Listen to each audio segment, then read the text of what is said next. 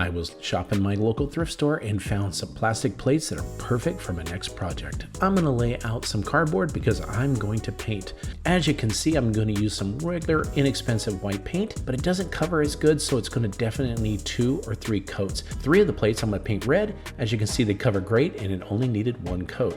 Then I'm going to turn them all over and paint the back sides the same color as the one on the front. Then it's time to grab some scrap wood because I need to make a top hat. I'm going to mark the middle, I'm going to mark the sides and start cutting it out. But I need to paint it black on one side, so I'm going to lay it down, paint it, and then once it dries, I can flip it around. As you can see, I want the crisp black lines on the sides, so I'm going to paint the red on the bottom first, and then meticulously, I'm going to paint the red on the top so I can keep the black on the sides. Then I grabbed a scrap piece of fence board, and then I'm going to take the smaller of the white plates, put it on top, and then the 2 bigger white plates are going to be screwed down with 1 simple screw all the way down. The same with the other side. Once I do that, I'm going to take some masking tape, put that down, cover it, and then I'm going to paint a black stripe all the way across the middle red plate.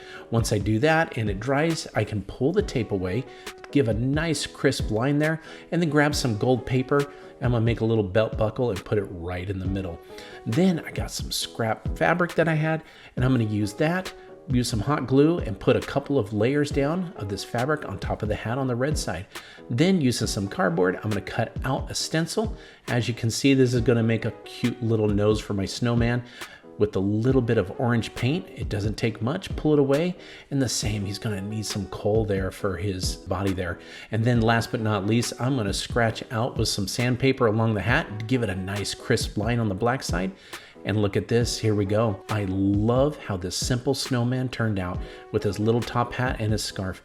And then look at this, you can flip it around and you got your Santa Claus on the other side. I hope this inspired you to make your own thrift store, plate, snowman, and Santa Claus.